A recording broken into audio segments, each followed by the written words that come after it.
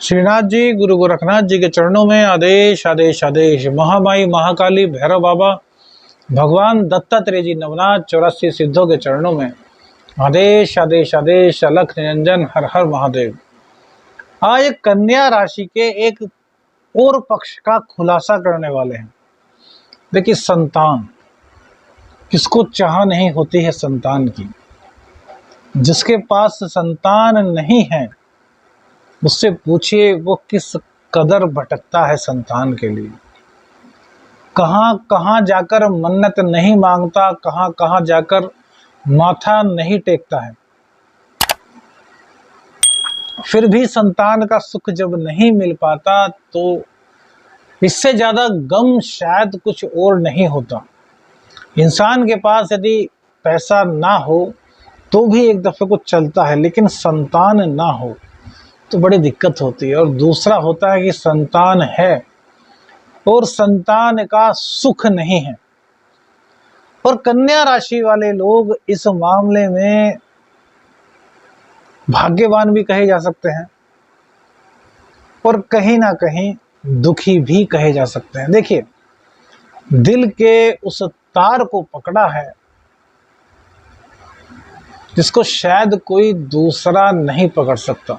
यदि बात में हमारी सच्चाई लगे तो भैया अपने दिल की बात कमेंट के रूप में अवश्य बताइएगा। देखिए, हमारा भी उत्साहवर्धन होगा कि जो हमारा ज्ञान है, जो साधनाओं से शक्ति मिलती है, क्या वह आप लोगों तक पहुंच रही है और क्या आप उसको स्वीकार कर रहे हैं, क्या वास्तव में ऐसा हो रहा है। तो थोड़ा उत्साहवर्धन हमारा भी कीजिएगा। अब देखिए, कन्या राशि हमने बताया कि इमोशनल राशि होती है। अपने आप को बहुत चतुर चालाक समझते हैं और होते भी हैं, इसमें कोई दो राय नहीं। इंटेलिजेंसी की भी इनमें कोई कमी नहीं होती। हर परिस्थिति में खुद को ढाल लेते हैं। ऐसा नहीं कि ये बदला लेना नहीं जानते, बदला लेना जानते हैं, लेकिन कहीं ना कहीं ये इस तरीके से बदला लेते हैं कि इनके आसपास वालों को भी पता नहीं चलता कि यार क्या हुआ, किस तरीके से हुआ।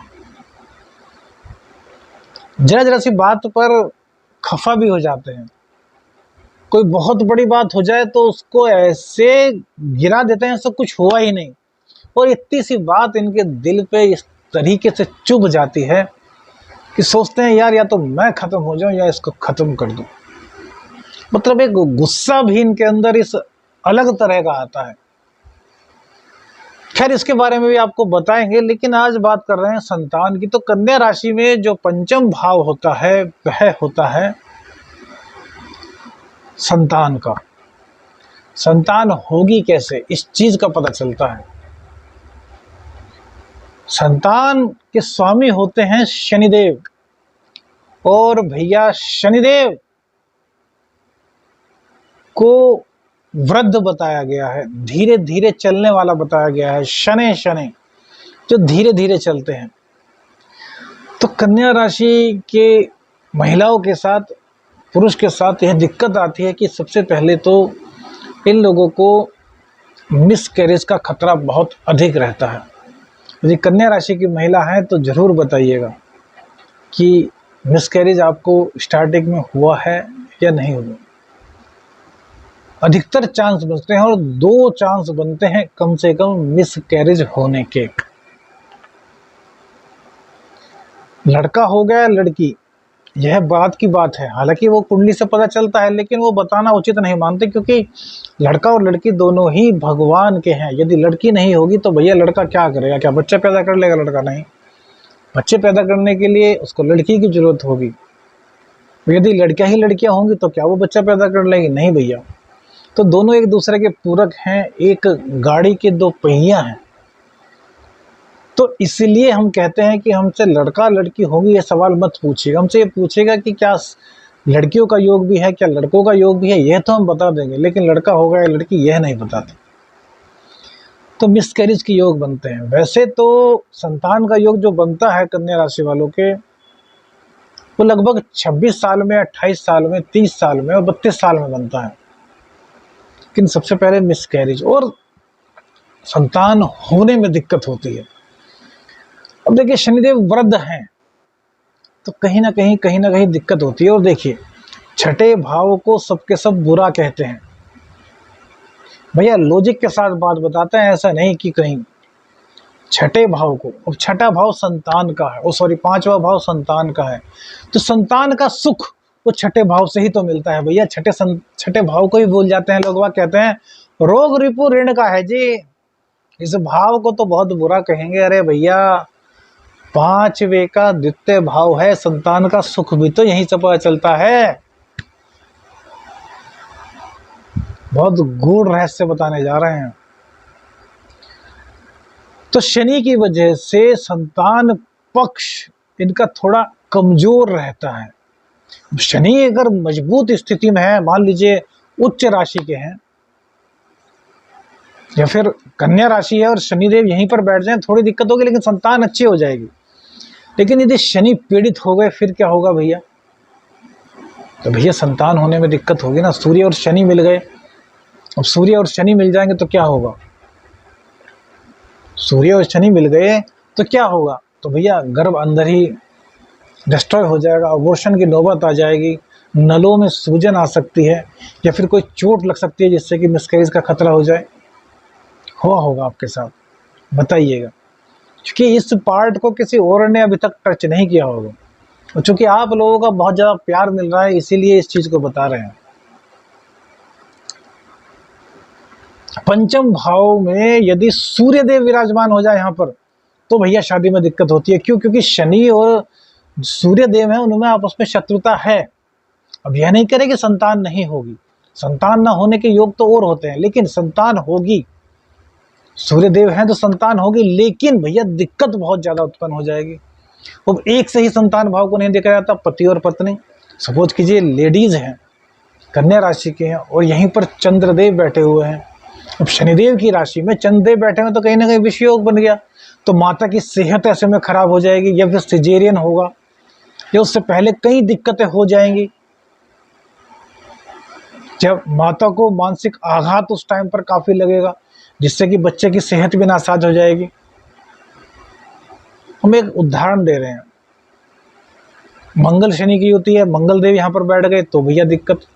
11वें भाव में सूर्य देव बैठ गए, पंचम भाव को देखा तो दिक्कत। तो कन्या राशि वालों को कुल मिलाकर के संतान के लिए थोड़ा संघर्ष करना पड़ता है। अब यह संघर्ष ना हो इसके लिए क्या करें?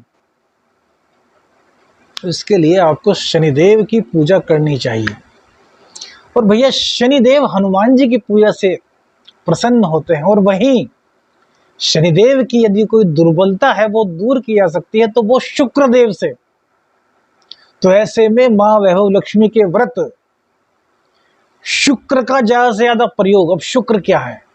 स्त्री शुक्र है भैया, तो स्त्री का ज्यादा से ज्यादा सम्मान, ज्यादा से ज्यादा इत्र लगाइए। अब जिसको एलर्जी है उसकी बात नहीं कर रहे, लेकिन वो भी हल्का फुल्का इत्र लगा सकता है। और जिनको संतान में कन्या राशि वाले हैं बाधा आ रही है, वो अपने अंडरगारमेंट्स पर, चाहे वो लेडीज हैं चाहे जेंट्स, अपने अंडरगारमेंट्स पे इत्र या परफ्यूम जरूर लगाना चाहिए। बहुत से लोग कहते हैं हम तो डीओ लगाते हैं। अरे भैया डीओ अलग है, परफ्यूम अलग है, इत्र अलग है। क्या डीओ को अपने कपड़ों पर लगाओगे? भैया नहीं। तो भैया कुतर्क वाले जो हैं वो दूर रहें। तो समझते हैं वास्तव में जिनके जीवन में ये दिक्कतें हैं वो इन चीजों को समझें कि शनि देव जो है वो शुक्र की राशि में उच्च के होते हैं, और शनि देव तो गुप्त स्थान के कारक हैं। भाई पुरुष हो या महिला, जो हमारे गुप्त स्थान है उसके कारक कौन है? शनिदेव। और वहां कोई कमी है, जैसे लेडीज में कोई गुप्त रोग है, पुरुष में कोई गुप्त रोग है, अब इसका मतलब तो यह नहीं, अब कुछ ज़्यादा ही दिक्कत है तो वो छोड़ने की बात आती है। लेकिन जल्दी से तो भैया हमारे हिंदू समाज में कोई इस वजह से छोड़ता नहीं। हालांकि आजकल ये किस्से हो रहे हैं, लेकिन उन लोगों को जिनके अंदर ये दिक्कत है कुछ दिन करके देखिए। बाकी तो देखिए कुंडली पर डिपेंड होता है, ये तो हम गोचर और जो परिस्थितियां हो सकती हैं उनके बारे में बता रहे हैं। लेकिन जिन लोगों को इस वजह से गुप्त रोग है, गुप्त रोगों को समझ लीजिए कि क्या होता है भैया। स्त्री भी समझते हैं, पुरुष भी समझते हैं क्या रोग होते हैं। इस तरीके से उन चीज़ों को बताना, बखान करना वो एक तो हमारे बस का तो नहीं।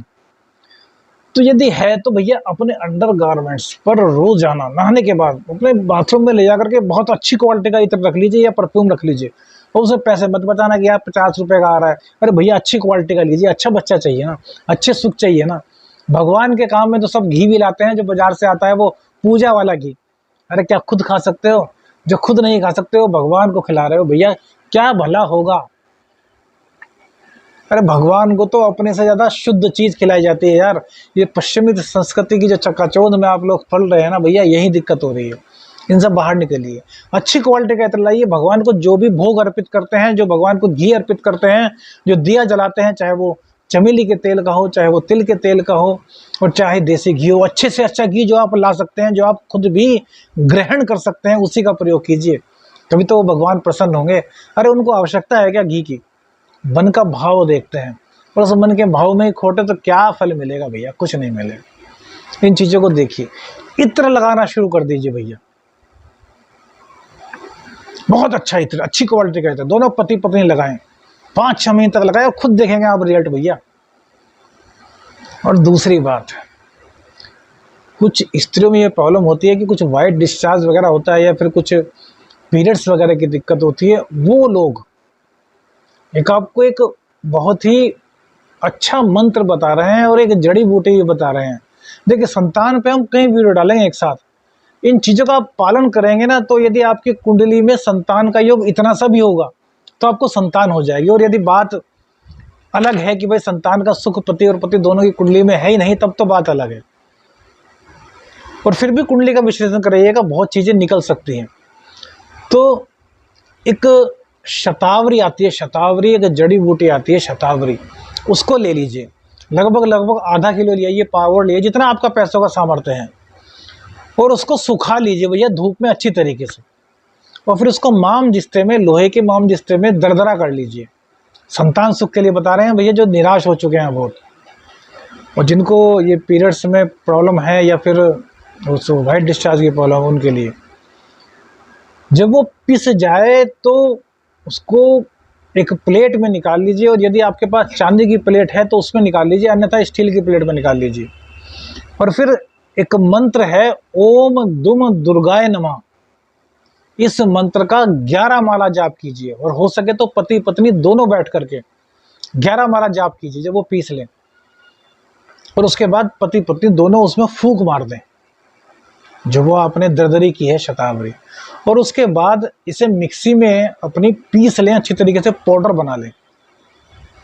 और जब वो पाउडर बन जाए, उसको फिर से चांदी की प्लेट में, चांदी की तश्तरी में, या फिर स्टील की प्लेट में रख लें।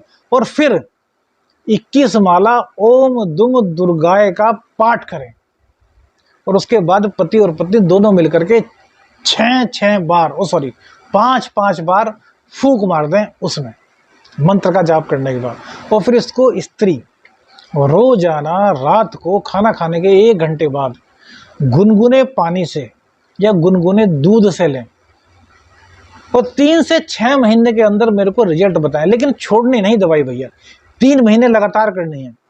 दवाई खत्म हो गई, खत्म होने से पहले ही फिर ये प्रोसेस दोबारा कर लीजिए। इकट्ठी ला सकते हैं, बना सकते हैं तो बहुत अच्छी बात है, नहीं ला सकते, पैसे नहीं है तो धीरे धीरे लाइए, लेकिन दवाई को बीच में छोड़नी नहीं है बिल्कुल भी। और 3 से 6 महीने के बाद आप बताएंगे गुरुजी यार कमाल हो गया। संतान भाव और कैसे मजबूत करें, इसके बारे में अगली वीडियो में आपको बताएंगे। लेकिन संतान का सुख यदि इतना सा भी आपकी कुंडली में है तो आपको मिलेगा।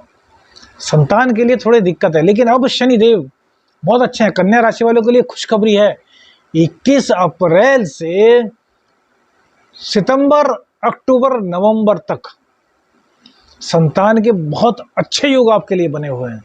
और कल का तो हमने आपको बताया है कि जो अब ये शुक्रवार का दिन है, ये गर्भाधान के लिए बहुत सर्वश्रेष्ठ दिन है।